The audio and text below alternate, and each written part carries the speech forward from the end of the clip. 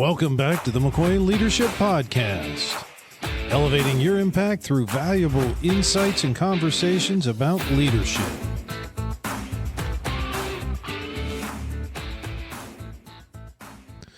Welcome back to another episode of the McCoy Leadership Podcast, and today we are thrilled to have Giorgio Natili with us. And he's been a tech leader, an author, an advocate for fearless leadership. And I found out right before the interview, he became a manager because he was surrounded by horrible managers. And he might share a little bit of that story. And I'm sure that he was perfect at being a manager right out of the gate. But Giorgio, thank you so much for joining us. Why don't you tell us a little bit about your past 20 years of experience and how did you end up where you are today?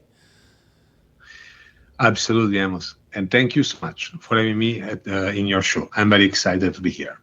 So, the easy part, I'm Giorgio Natili. Yes, I'm confirming my name. And I have been in tech since more than 20 years. That is putting also an age on me, and I don't mind. In these past 20 plus years, what drove me and what kept me excited about this work is, first of all, the fast-paced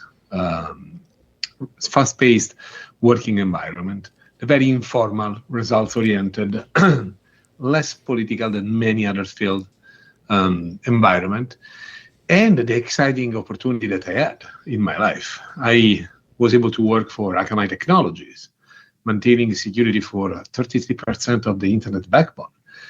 Then I moved to Amazon when I fulfilled my career goals, my career dream of working on a Kindle rendering engine and spreading knowledge also in languages that were not supported before my time, like Indic, Arabic, vertical Japanese, Chinese.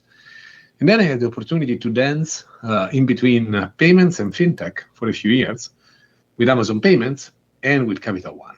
Capital One was fascinating because it was the time where AI was still not at the very beginning, but not yet the thing that it is now. So we're more focused on NLP and machine learning. And I was able to build several customer-facing experience based on NLP and machine learning. This excitement about fintech, data privacy brought me to Firefox, to Mozilla, where I was in charge of several components of the browser, one of the most privacy-oriented browser, and then brought me to where I am now. I'm managing a team that is building the concept of confidential AI, where where we are reinventing the concept of data privacy and data encryption in complex AI workflows. All of this without losing my passion for teaching, without losing my passion for taking care of my friends, mentoring, and of course my family. And without missing an opportunity to speak with someone about my vision, my perspective about management, and my strong belief that perfection doesn't exist, but excellence does exist. And we should aim for excellence in everything we do. I love that. So perfection doesn't exist, but excellence does. I think that right there at the beginning is probably, I think, a very worthy quote of everybody to kind of reflect on. So when you started out, you mentioned that you became a manager because you were surrounded by horrible managers. So I take it you weren't maybe perfect at being a manager right out of the gate. Well, I don't know if I was perfect. What I can tell you is that my career journey is pretty unique. I moved from Italy into the US, where in Italy I was owning a company that reached a total of 25 employees, serving important brands like Giorgio, Cartier, Fay, many fashion brands, into a senior leadership, senior engineering role in the US. And after 2 years, I found myself being a manager. My problem with the management that I observed at the beginning of my career was that was not pushing for excellence, navigating in between the ask of the senior leadership and the reality in such a way that was not honest, was not neither saying the truth to the people that they were managing. And by truth, I mean expectations, I mean a reality of the situation of a company, and so on. And at the same time, was hiding completely what was happening in the team to the leadership, to the point that at my first company, I got hired, and again, they paid all my relocation, all my immigration to a company that was in bankruptcy. And I learned that it was in bankruptcy on my second week of work. I don't think it was very honest and a very good start. And at the same time, the company was big enough, but the engineering team was small enough, less than 400 people, to give me a chance to speak a couple of times with the CTO. And the CTO was absolutely not aware of several frustration and things that were going on the field with the engineers.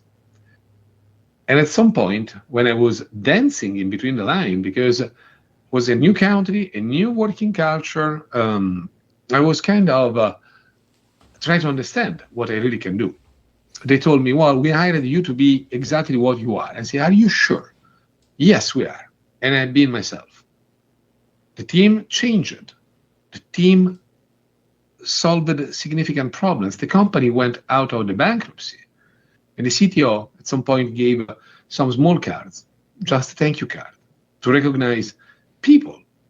And I was one of the 4 or 5 that get this recognition. And I was in since after 8-9 months. And I was looking at a team that was looking at me more than to the managers. And I started to realize that there was the need to something different also in the US. My imaginary of the US was it would be way more advanced than what we are doing in Italy, right? Better practices, better everything. And instead, I discovered that what I was doing in my company was very, very, very close to what Amazon was doing. And we're talking about 11 years ago. So I was really ahead of the curve. And in my next role, after less than 7-8 months, I found myself managing a team. And I made my rookie mistakes, but I didn't never compromise about one thing. Clear expectations, straight, honest feedback, bidirectional, and respect. And that brought me to be a beloved manager by many, many people that was a part of my team, and sometimes having more frictions with stakeholders, because when you are so passionate about your people, you really tend to protect them. You think as your work family. That is a completely different concept from family. It's not the same, right? But they are your pack. And as a quote-unquote leader, that is a word that I don't believe at all should be used, but it's for the sake of less good words, let's use it. You sit on the back. If you think about a pack of wolf, the leader is always on the back. It's never in the front. And that's for me what managing a team should be, and that's why I get into management, because I observed the managers that were more interested to look good rather than to make the people that work in their team shining. There is, of course, a consequence, right? If you are the shiny star, you are the one that advances your career, and you most likely will advance very fast, but you will not last long, I promise you. Instead, if you focus on your people, on building up the diverse talent that you have with you, you will move slower, but you will be solid when you move. That is a way different concept.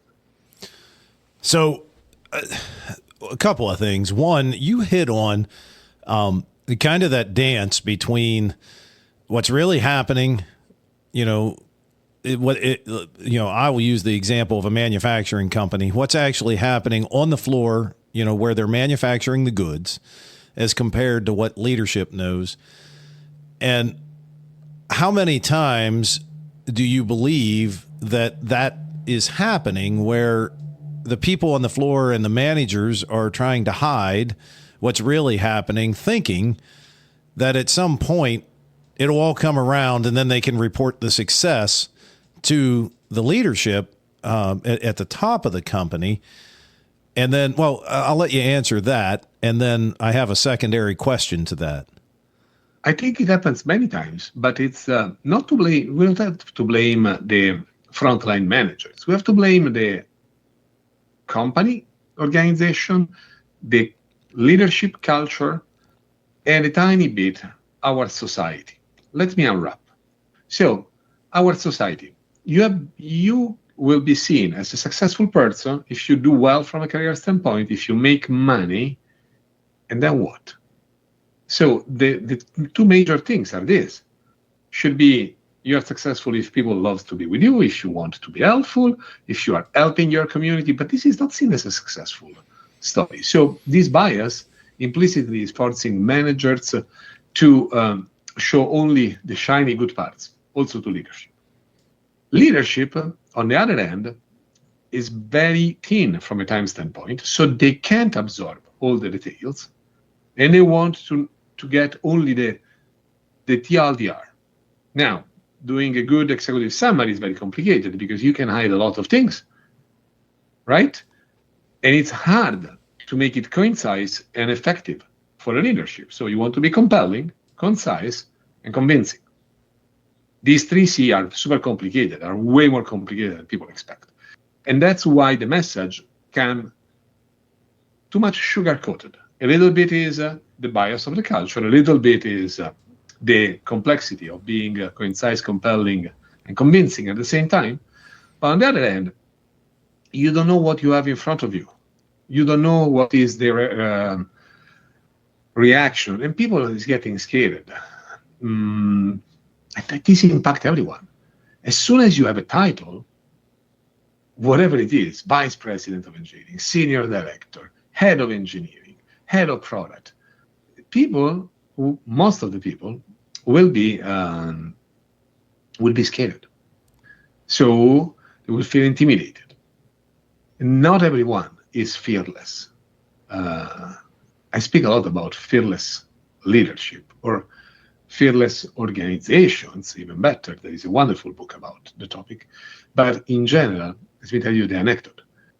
I truly believe that we have to be honest and straight. When I was leaving Amazon, I asked to my last manager, hey, I'm leaving, I'm out of here in a few hours.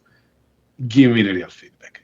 Tell me what I can do differently or what I'm doing that I should course correct. This manager, Ankit, told me, Giorgio, you are fearless. I said, okay, this sounds good to me, right? He said, yes, but no matter who you have in front of you, you ask the right question at the right time.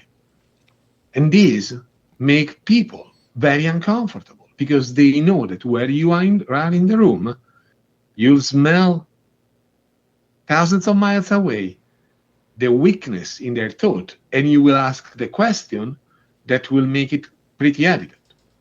Who knows you know that you do this because you want to prevent this person to make a mistake or to make an assumption that can impact the team and the company. But who doesn't know you will feel this as an attack. You can't imagine how much is true. You can't imagine how much I realized, oh, that's why they didn't invite anymore me to that director level meeting. Or that's why I was pulled only at the last minute into that conversation. Because people, not everybody, I love to be challenged. I do love to be challenged. If my team doesn't challenge me, I think that I'm in the wrong team. But not everybody like it. So these components, including the fact that not everybody is fearless, make very complicated for the leadership to really understand what is happening. There are good examples of leaders that spend time with their frontline managers or the frontline team to understand their job. And that's when you get to the reality. But it's complicated and it's not always doable.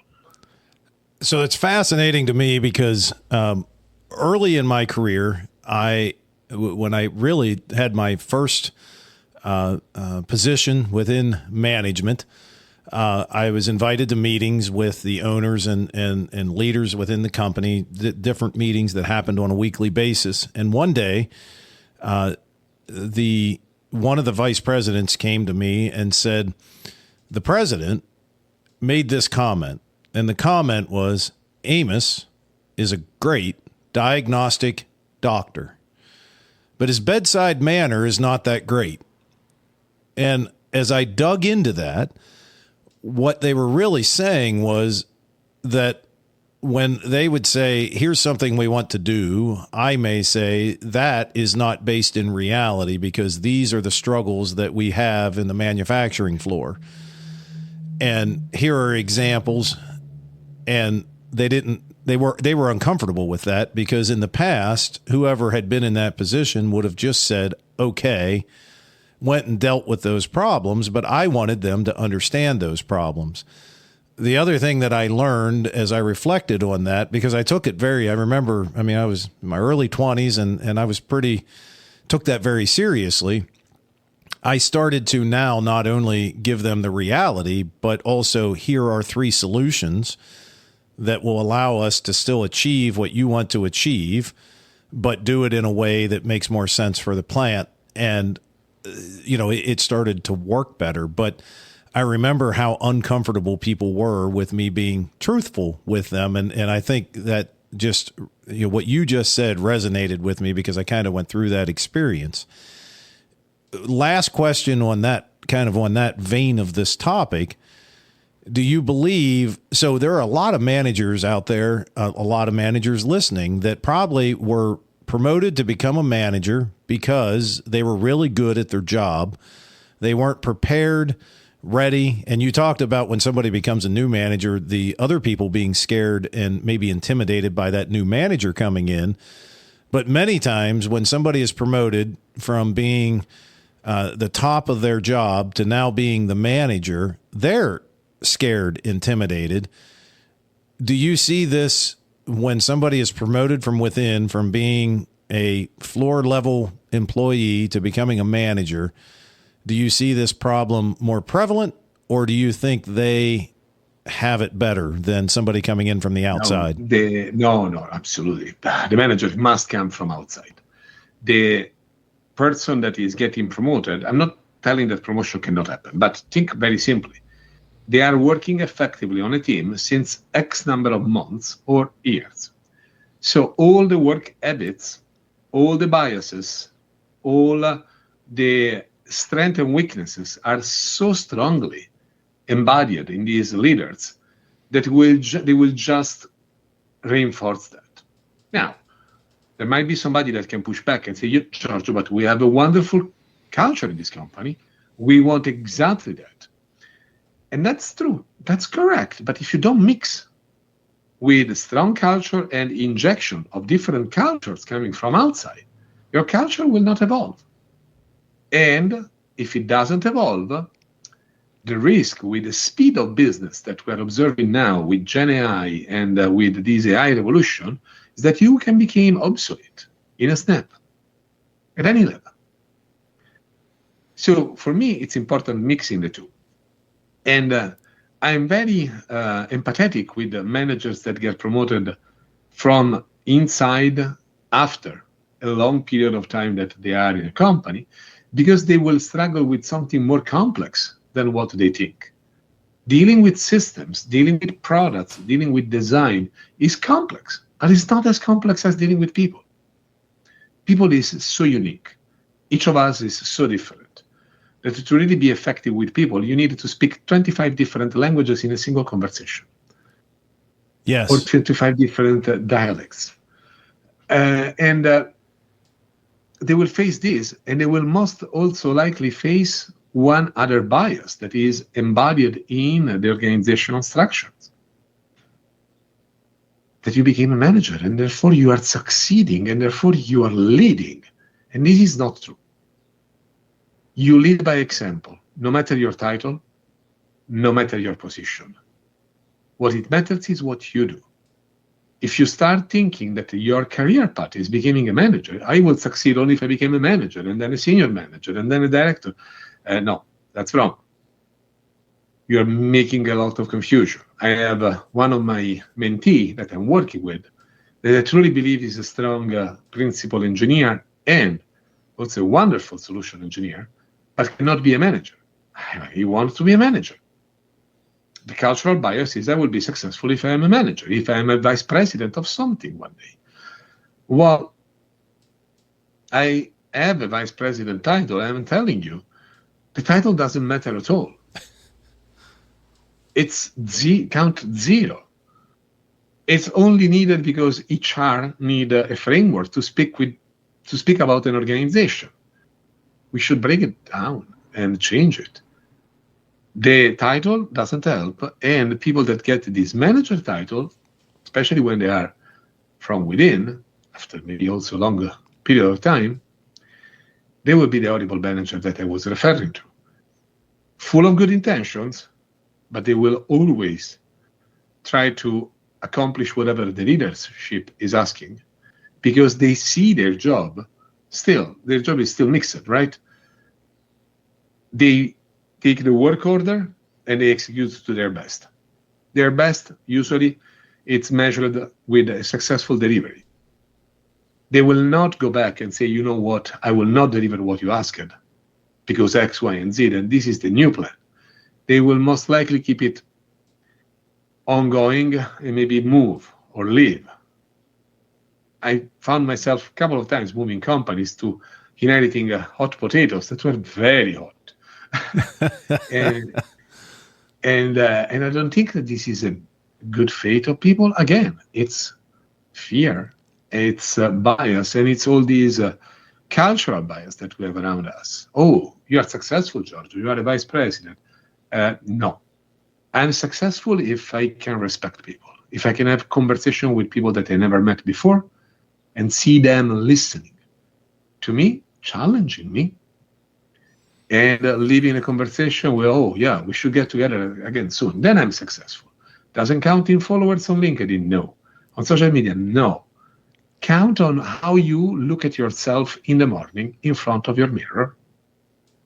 And if you know that yesterday you did something for somebody, or that you leave one sentence that can help somebody somewhere in your conversation, then you're successful. I like that. And I've often said, I've used the fact that once you get a title, there are no magical powers that come with that. You need to still work your way through that. And the best thing I've ever seen, an owner of a company that I met years ago, and when he gave me his business card, I looked at and I knew he was the owner of the business, but when I looked at his business card, it said underneath of his name where the title would be, it said employee. And I asked him about it, and he said, look, he said, titles are so overrated. And when somebody sees that I'm the owner or CEO, all of a sudden they start treating me different. He said, so my business card says I'm employee because that's what I am. I'm there for the employees. I'm not there for me. And that has always stuck with me, that he had that. Now, you talk a good bit about taking on challenges head on. And you talk about swimming with the sharks. And I do have to mention that this is not just a little play on words that you came up with. You actually did swim with sharks, right? Yes. Let me tell you why. So I've been passionate about windsurfing since when I was a kid, 7 years old. Actually, the beginning of my first job was quote-unquote professional windsurfer. I reached the level of being admitted to one of the World Cup in Greece in 1998. For me, was really the dream job. But of course, it doesn't pay really well the bills, right? So then for many reasons, I changed the job. But I always kept with me this passion. At some point, I quit windsurfing. And at some point, I started again windsurfing. And I discovered that one of my biggest fears was to meet a shark. So when I was windsurfing in Boa Vista or in Maui or in Fuerteventura, I had these thoughts in my brain. As soon as I was falling into the water, I was also trying to don't fall too much. When I was on vacation in Boa Vista, I decided, I deliberately asked to my guide to go somewhere and swim with the sharks. What it was, 2007? No, 2009, maybe 2010. Go 15 years back, Boa Vista, a guide, that wonderful person, but you pay cash, he has a car. That's it. There is no insurance, not the things that you can imagine. Oh, I'm going to swim with a shark in a controlled environment. No. Just a mask. We went into a bay, and he told me, yes, they're there.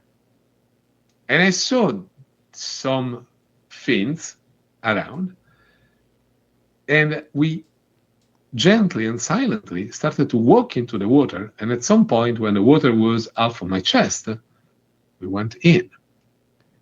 And I can't forget that moment, because I was seeing these dark shapes moving circularly ahead of me. Maybe, I don't know, 3 meters, 4 meters, that for a shark is nothing. In a snap, they can reach you. And I was hearing only my breathing. And it was like being in the movie, right? In Jaws, and saying, oh my goodness. But after being there a few minutes, they went away. They lost interest. And that was my aha moment. That is, they're there, but they're more interested into other things. Sure, shark attacks can happen, but you are not really what they are curious about. And since then, I was way less scared, to the point that I don't know why life gave me that. The same vacation, there is a picture of me windsurfing with a shark in the wave behind me. And a few months after, in Fuerteventura, I met an amaranth shark, maybe 1 meter after me, away from me. And I was standing on the board with a friend, waiting for a guest. And we're looking, hey, look, there is a shark. Like, hey, look at that puppy. Oh my God, it's so cute, right?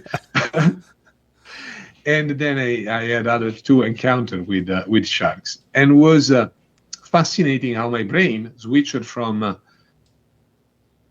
being terrified to be aware and acknowledging their presence, respecting their presence, and being kind of okay. Because always, I can tell you that it's my favorite fish. I wouldn't bring them in a swimming pool and just have fun with them. But I'm way less concerned. And that was also a big lesson for me from a professional standpoint. I learned and I understood that when you are scared about something or when you are worried about something, there is nothing better than trying to do it. Try to make it happen. Or you are worried about taking a bigger scope, create the confidence in others that you can take it, try. You'll make 20 things right and 80 wrong, but the 20 things right will make an impact. You will learn, and you will overcome your fear. It's continuously. It's the way that you have to work on everything, not being irresponsible, throwing yourself or your team or your car or your family in a bad situation. No, that's not what I mean. But if you are scared about something, it's absolutely natural. You don't have to feel bad about it. Just talk about it, and you'll find your way out of that fear. And I over the years, I believe, not only just with fear, but I have seen as well, and maybe that is fear, but anything that you are procrastinating against. Because why do you procrastinate? For the most part, because there's some sort of fear there, or there's a feeling that maybe you have that this is not going to be fun. And even in my personal life, every time that I've just taken one of those things head on, you find out it's not nearly as bad as what you think it is. I mean, what are your thoughts on just in general, maybe what people wouldn't normally think of fear, but just procrastination, waiting to do something, putting something off that you don't think is going to be pleasurable. Does that fit into this same category? It fit in a very similar category. You are right. When we procrastinate, it's because or we really don't like what we're going to do, or we're unsure about the outcome. That can be a success, can be a failure, can be wasting time, can be whatever. Again, try to balance. You can't procrastinate everything. You cannot take on everything. because then you have this feeling of being overwhelmed and you procrastinate the things that you feel that are less important. But you're not really sure if they're less important or less pleasant, because maybe you never tried it. So it's part of the human being and our brain. It's defensive. Try to keep us as much as safe as possible. So just try to don't procrastinate. What I try to do in my early mornings is or to focus. Actually, what I do, I focus on my biggest task, but I use a simple technique, the Pomodoro technique. So I have 25 minutes focus and 5 minutes break. In the 5 minutes break, at the beginning of my time with this technique, I was just getting distracted. Now I eat my frogs. I do the things that I really don't want to do. So answer to that email, schedule that meeting, or answer to that question that is from a person that maybe you don't like fully at work, because it happens, right? You can't say I like everyone. It's impossible. So try to mix, because then you take on the thing that you don't want to do very quickly, because you want to go back to the major task that you're working on and that you like. That makes a lot of sense. Now, kind of bringing the two things that we've talked about back together, I believe, many leaders struggle with that pressure that they feel is there to be perfect. And then we've talked about taking our challenges and our fears head on. How many times do you believe that managers are ignoring those fears or those challenges, or looking for ways to not take them on head on because they're fearful that if they do take on something like this, or they admit, and maybe that's a better question, is it okay to admit that I'm fearful of this challenge that I'm getting ready to take on? And do they need to be perfect, which we touched on at the beginning? If you don't admit to yourself and to others that you have fears, or that you're feeling stressed or challenged by something, you will never succeed. People, at least most of the people, wants to be helpful. And if they see somebody struggling, they will help that person. There is also people that will not, but that's a separate category. If you are in a company or an organization where being vulnerable means that you get screwed from a career standpoint, from your ambition standpoint, whatever, you are in the wrong organization.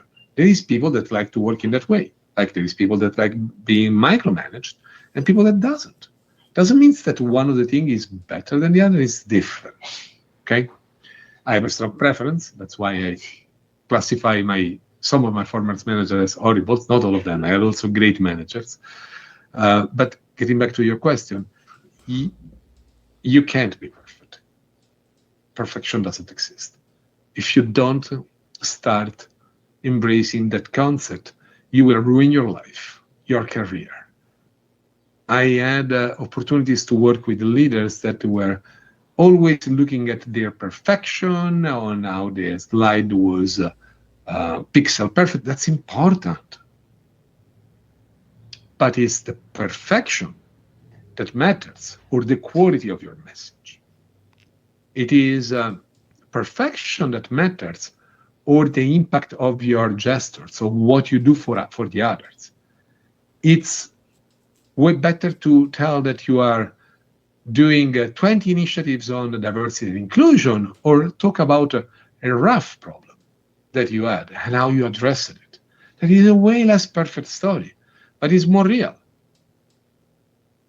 I think we have enough fake perfect people around to make the real people and the real problems that they have, the real struggle, way more interesting than anything else.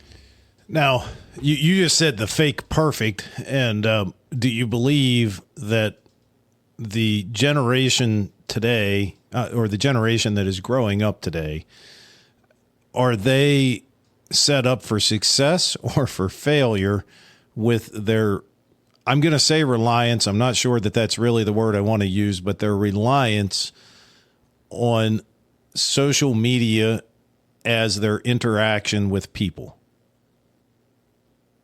Well, it depends. I do think that social media are a booster of individuals. So now with social media, everyone, almost everyone, everywhere in the world that has a strong, interesting message can bring the message out. This means that can be successful. Successful because can be helpful, because can have a good job opportunity, can interact with many.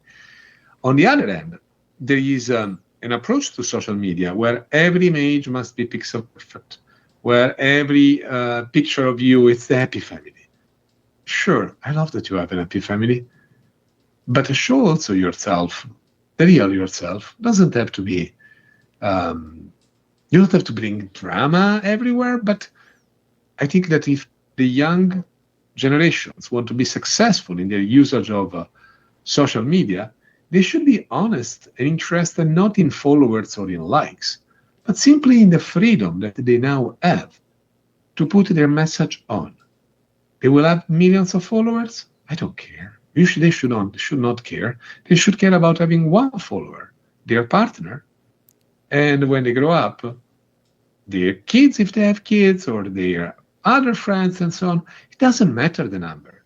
It matters to know that there is always people over there ready to tell, hey, I like you, no matter what you do. I think that is great advice. And I think even as adults, sometimes, the podcast that we're recording right now, as I got started and I wondered if anybody would listen, and I think I've shared, I shared ahead of the interview, but I've shared with our audience in the past that I started this not as a promotional item for myself, but as a way to get great leadership conversations out. But at the same time, I still, why am I only at 1,000 listens a month, or why can't I get more people signed up for our newsletter? And my wife recently, I shared with her, I received a message from someone that had listened to one podcast, and they said, hey, that was an amazing podcast, and I'm going to use that information today in a really important meeting that I have. And my wife pointed out that she said, well, you've met your goal. And I said, what do you mean? She said, when you started this, you said you want to make an impact on one person. And she said, you've made an impact on one person. They're going to use this information. And I think to your point, I mean, that just really is sticking with me, that it's more important as to what our impact is for the overall community that we're in, whether that be online, locally, or what have you, than it is to get 5,000, 5 million people to listen, as long as you're getting at least one or two people to listen, right? Absolutely. It doesn't matter the number. It matters the quality. And the quality is bidirectional. The quality of the content, of course, is paramount, but the quality of the listeners is paramount as well. So you've talked a good bit about community, and I did want to touch on, you are actively involved in some different mentorship programs, correct? Can you tell us a little bit about that? I'm working with, so first of all, I have some friends or former colleagues that became mentee that I'm following and working with them month after month through their goals, struggle, and so on. Then I work with a nonprofit that is sending me periodically veterans or members of spouse of veterans, and I help them to build their career, their learning path. And I had 3 of them in the past 18 months, and it's fascinating. And the other thing that I do that I started recently is helping out the Tacoma Community College. So not a fancy college, the Tacoma Community College, because it's full of people that I love. They are there to change their career. They have a passion. They have not the same opportunities of many others. And with them, I'm working as an advisor for the engineering faculty, and I'm running what we call the AI nights. We do Wednesday nights where I speak about AI-related topics. I go from technical, speaking about RAG, inference, agentic workflows, and to the implication on our our day-by-day life. The training is free. I don't charge a dime, and it's open to faculty, staff, and students, and we have a pretty good turnout. And it's one thing that I will keep doing for as long as possible, if the college keep giving me the opportunity. That is awesome. And I have one other question I wanted to make sure that I touched on. You describe DJing as a way to inspire connection and collaboration. And I'm very curious to hear a little bit more about that.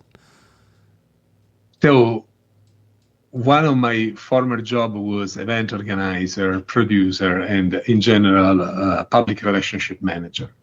At that time, I was working with all the aspect of pretty important events in Rome, including the DJ selection, the music selection. So I always had this passion for music, to the point that at some point, one of the community that I launched in Italy was with music embedded into it. So there was tech talks about mobile, and in between each tech talks, there was a 20-25 minutes DJ set with fancy, nice appetizers, sometimes some drinks, and so on. Because I strongly believe that if you go to a tech event and you focus only on tech, you leave the personal component out of it, the people component. That's why music is such a connecting tissue between people. Because as soon as there is not any more silence in the room, people start to talk magically. And this brought also me on the DJ console, on the DJ controller, and I do this in my spare time for events that are local, and I'm having fun, because when I see people that look at the DJ, start to nod with their head, or they start to dance a tiny bit, well, that means that they are really relaxing, opening themselves, being what they are. And that's why I believe that music is so important. That's awesome. And there's nothing worse than going to an event that has a whole bunch of silence in it, right? So I would agree. So here at the end of every episode, we do 3 rapid fire questions. But before we get to those, where can people find you, find more out about you, as well as I believe you have a new book either coming out or just came out. Where can people find that? The easiest way to get in touch with me is LinkedIn, especially if you are interested from a professional standpoint what I do. If you are more interested in the music, follow me on Instagram. I'm always there posting some quick reels with some music. My book will most likely be ready by the end of the year. So it's a title that is upcoming in January 2026. The title is The Imperfect Life of an Engineering Manager. As I mentioned, I don't believe in perfection. I think that excellence exists and we should aim for excellence, but the path to excellence is it's not linear, definitely not linear. So as an engineering manager, and I intentionally didn't use the word leader, as an engineering manager, you have to embrace imperfection and understand that it's through all the bumps that you encounter and solve that you will become a manager of an excellent team that is delivering something that is outstanding for the customers or for the users that are out there. Well, that is awesome. And I will give you an invite ahead of time, January 2026. If you want to come back on, we can talk about the release of your book and maybe dive into it a little bit. So as we close with our 3 rapid fire questions, the first one really is just derived out of many conversations with leaders, business owners over the years. You often hear comments like, the new generation graduating high school don't seem to have this, or we should be teaching this, or when I was in school. And I thought, what a great opportunity to ask leaders from across the world, if you had the opportunity to have school administrators in front of you, and you had one piece of advice that you could give them of something they should include to turn out better, more well-rounded graduates out of their program, what would be that one thing? The one thing that I would recommend is to invite more external volunteers that want to share their experience. It can be working experience, can be life experience, but that's how you compensate that concept thought, oh, when I was in high school, we had that and now it's not anymore there. Well, then let's just create the opportunity for people and parents to come and share. Awesome. Second question. Throughout your career, what has been your go-to book that you've continually went back to for good insight? 2 books, Crucial Conversations and Radical Candor. These are my 2 books. I go through that because curiosity can help you solve any question, also any conversation, also a conflict. And Radical Candor, challenging directly and care deeply about people, is the best way to manage your team and to deal with stakeholders and people that is around you. Awesome. And last question is, in today's ever-changing world of technology, what is your most useful, best piece of technology that you're using currently? Well, I definitely use a lot of GenAI. I mix multiple model. I leverage Gemini, ChatGPT, Claude, Deep Search, and all of them in a mix of online and offline to help me to do some tedious tasks, of course, like data processing, data massaging, data generation, insight generation, but also to have a soundboard to speak with, quote unquote, speak with, and leveraging multi-level prompt to get into some challenging